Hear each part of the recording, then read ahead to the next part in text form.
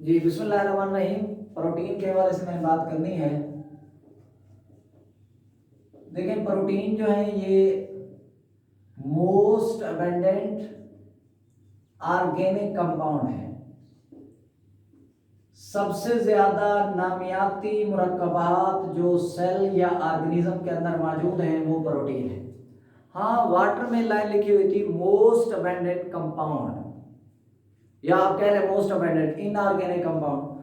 तो most abundant inorganic compound या compound की बात करेंगे तो वो वाटर होगा, लेकिन मोस्ट अबेंडेंट प्रोटीन के हवाले से बात करेंगे तो मोस्ट अबेंडेंट ऑर्गेनिक कंपाउंड के हवाले से बात करेंगे तो वो प्रोटीन होंगे। इसी तरह ये ऑल ऑर्गेनिज्म में मौजूद है एंड ऑल सेल्स में and all parts of the cells. ये किसी भी ऑर्गेनिज्म के ड्राई वेट का ये 50% होती है। हाँ देखें जरा, सुनने आपने पहले पढ़ा हुआ है कि ये फ्रेश वेट का तकरीबन 15 to 18% होती है। जब हम किसी ऑर्गेनिज्म का फ्रेश वेट लेते हैं तो लाज़मी बात है उसमें वाटर भी शामिल होगा। तो जब वो वाटर उड़ जाता है, खत्म हो जाता है, तो फिर वो कहलाता है ड्राई वेट। यानी जब कोई चीज ड्राई हो जाए तो सबसे ज्यादा वाटर होता है सेल के अंदर। देखिए अगर प्रोटीन इतने थे तो 70% तो उसमें वाटर था। इसका मतलब है जब ड्राई वेट की बात करेंगे तो ये 70% बात खत्म, वाटर ये यहां से बॉडी से गया।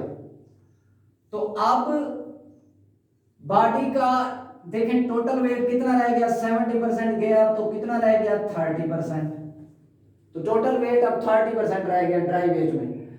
जो 30% है उसका तकरीबन हाफ, ये देख लें 15 बनता है, 15 बनता है। तो आप 30 को अगर 100 समझ लें तो 15 15 को आप क्या समझेंगे 50, हाफ। तो इसलिए कहना पड़ा कि ये ड्राई वेट का 50% है। तो प्रोटीन फ्रेश वेट का 15 to 18% है और ड्राई वेट का जिसमें पानी शामिल नहीं होगा उसका ये 50% होते हैं प्रोटीन। अब प्रोटीन सेल के अंदर मेजर फंक्शन को परफॉर्म करते हैं। मतलब देखें प्रोटीन जो है ये सेल मेम्ब्रेन बनाते हैं। सेल मेम्ब्रेन का अहम कंस्टिट्यूएंट है। प्रोटीन जो है ये कंट्रोल करते हैं मेटाबॉलिक प्रोसेस को। जैसे आप एंजाइम के हवाले से बात करें, प्रोटीन जो है ये रेगुलेट करते हैं मेटाबॉलिज्म को। जैसे आप हार्मोन्स के हवाले से बात करें तो एंजाइम, हार्मोन्स, ये सारी प्रोटीन्स हैं। रेगुलेट का मतलब ये होता है कि आमतौर पे ये प्रोसेस एक्सेलरेट भी करते हैं और डिक्रीज यानी कम भी करते हैं। इसी तरह हीमोग्लोबिन के हवाले से बात करो तो ये कैरियर प्रोटीन है। ये ऑक्सीजन को कैरी करती है, आयंस, मेटल आयन को कैरी करती है और लिपिड्स वगैरह को कैरी करती है। इसी तरह आमतौर पे जो ब्लड क्लॉटिंग प्रोटीन है, फाइब्रिन वगैरह, तो ये ब्लड को क्लॉट करती हैं। जब चोट लगती है तो ब्लड को क्लॉटिंग करने में हेल्प करते हैं। इसी तरह जो हमारे मसल्स हैं जिनके अंदर एक्टिन और मायोसिन प्रोटीन पाई जाती है, इससे ना सिर्फ हमारे बॉडी के ऑर्गन की मूवमेंट होती है बल्कि हम खुद यानी ऑर्गेनिज्म भी मूव करता है। और सेल के अंदर जो साइटोप्लाज्म है जब वो मूव करता रहता है उसे साइक्लोसिस कहते हैं। तो साइक्लोसिस भी प्रोटीन की वजह से होती है। इसी तरह जो क्रोमोसोम मूव करते हैं ड्यूरिंग एनाफेज तो वो भी प्रोटीन की वजह से है, ट्यूबुलिन। तो इसी तरह हमारे बॉडी के अंदर जो एंटीबॉडीज हैं जिनका अहम रोल होता है हमें डिजीजेस से प्रोटेक्ट करना, किसी पैथोजन से हमारे डिफेंस करना, तो ये एंटीबॉडीज भी प्रोटीन है। तो ये मैंने कुछ फंक्शन बात की जी प्रोटीन के हवाले से। देखिए सेल मेम्ब्रेन का अहम कंस्टिट्यूएंट है, 60 to 80% प्रोटीन होती है। एंजाइम की शक्ल में ये कंट्रोल करते हैं मेटाबॉलिक रिएक्शन को। हार्मोन की शक्ल में ये रेगुलेट करते हैं मेटाबॉलिज्म को। हीमोग्लोबिन की शक्ल में ये कैरियर प्रोटीन है यानी ऑक्सीजन को, मेटल आयन को, लिपिड को कैरी करते हैं। फाइब्रिनोजिन या फिब्रिन की शक्ल में ये ब्लड क्लॉटिंग में इन्वॉल्व है। एक्टिन और मायोसिन की शक्ल में ये हमारे इंटरनल ऑर्गन या मूवमेंट ऑफ ऑर्गेनिज्म या फिर सेल के अंदर जो मूवमेंट है उसमें ये इन्वॉल्व है। ट्यूबुलिन की फॉर्म में ये क्रोमोसोम की मूवमेंट में इन्वॉल्व है क्योंकि स्पाइंडल फाइबर जो सेल डिवीजन में बनते हैं, उसकी वजह से एनाफेज में क्रोमोसोम को अलग किया जाता है। इसी तरह जो एंटीबॉडीज हैं, ये भी प्रोटीन है जो हमारी बॉडी की डिफेंस करती हैं अगेंस्ट द पैथोजन। और ये प्रोटीन जो है ये कॉम्प्लेक्स मॉलिक्यूल हैं। क्यों?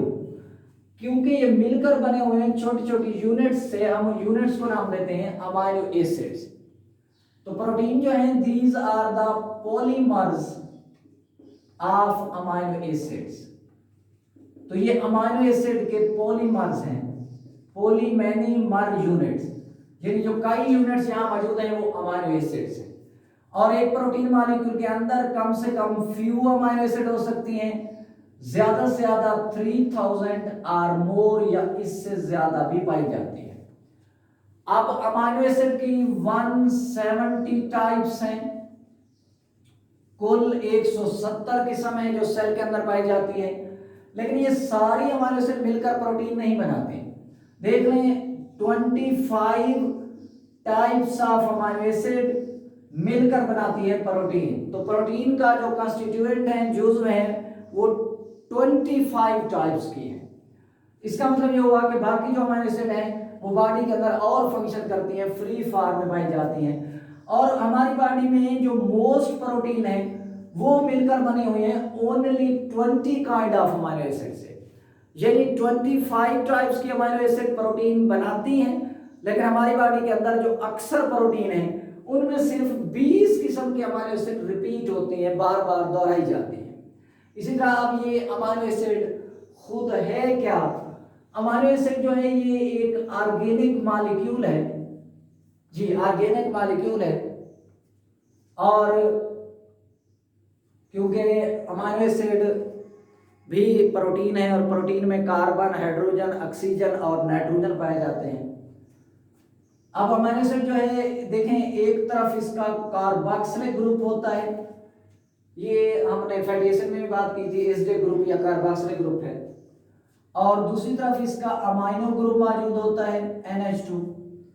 जी, एक तरफ कार्बन से हाइड्रोजन आइटम और दूसरी तरफ हम लिख देते हैं R।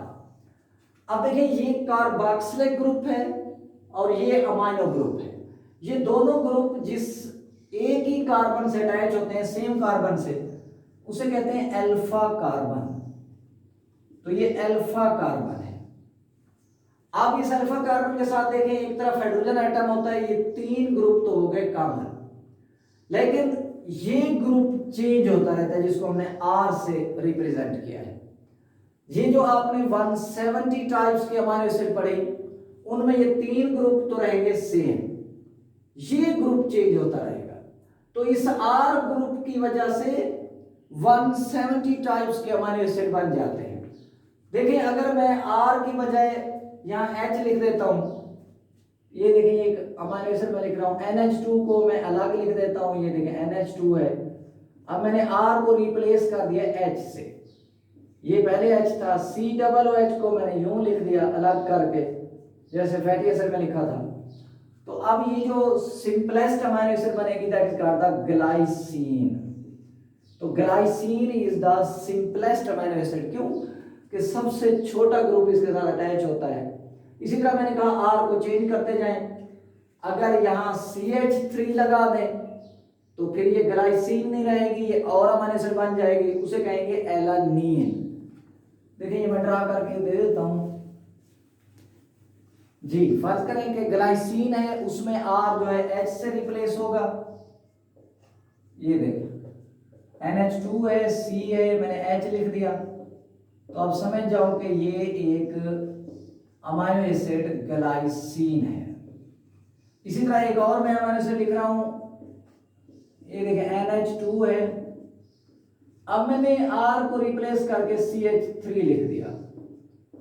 इसका मतलब ये हुआ कि ये वाली अमाइनो एसिड जो है और बन गई एलानीन।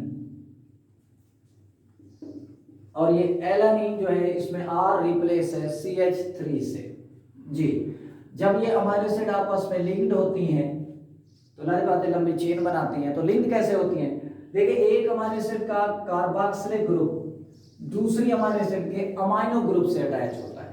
कैसे अटैच होता है कि ये OH ग्रुप जो है इसे पढ़ते हैं हाइड्रोक्सिलिक ग्रुप। ये पूरा था कार्बोक्सिलिक ग्रुप। तो एक अमीनो एसिड का जो हाइड्रोक्सिलिक ग्रुप है ऑफ कार्बोक्सिलिक ग्रुप, ये कंबाइन हो जाता है, देखें आप, हाइड्रोजन एटम के इस अमाइनो ग्रुप के दूसरी अमीनो एसिड के।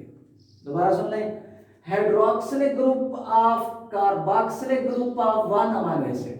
एक अमीनो एसिड का जो पूरा कार्बोक्सिलिक ग्रुप है उसमें से सारा नहीं OH ग्रुप, हाइड्रोक्सिलिक ग्रुप, दूसरी अमीनो एसिड के अमाइनो ग्रुप के हाइड्रोजन एटम के साथ कंबाइन हो जाता है। क्यों? ताकि ये वाटर मॉलिक्यूल बना ले और फिर C और N के दरमियान जो बॉन्ड बनेगा that is called the peptide bond. ये देखिए, मैं आगे तो जगह नहीं है, मैं इधर नीचे ड्रा कर लेता हूं। ये देखें NH, जी CH, ये H। अब देखें और करना, ये वाला खत्म हो गया, C और N के दरमियान बॉन्ड है,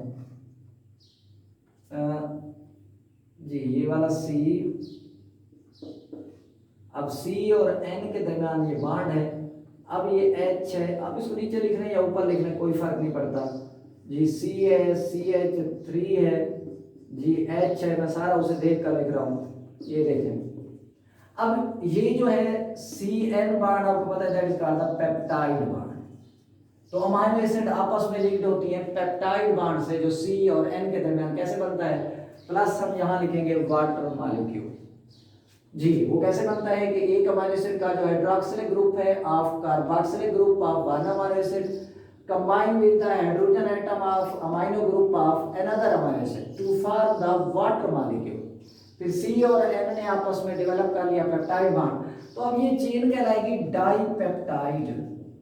क्यों? इसमें दो अमीनो एसिड है, इसको नाम क्या देंगे, ये ग्लाइसिन थी, ये एलानिन थी, अब ये डाइपेप्टाइड कहलाएगी ग्लाइसाइल एलानिन। जी क्या कहलाएगी शाबाश, ग्लाइसाइल एलानिन कहलाएगी। अब इस डाइपेप्टाइड के अंदर एक पेप्टाइड बॉन्ड है। अब अगर इस डाइपेप्टाइड को देखें तो एक तरफ रिएक्टिव अमीनो ग्रुप है। ये रिएक्टिव क्यों कहा गया, क्योंकि ये दूसरी अमीनो एसिड के कार्बोक्सिलिक ग्रुप से अटैच हो सकता है।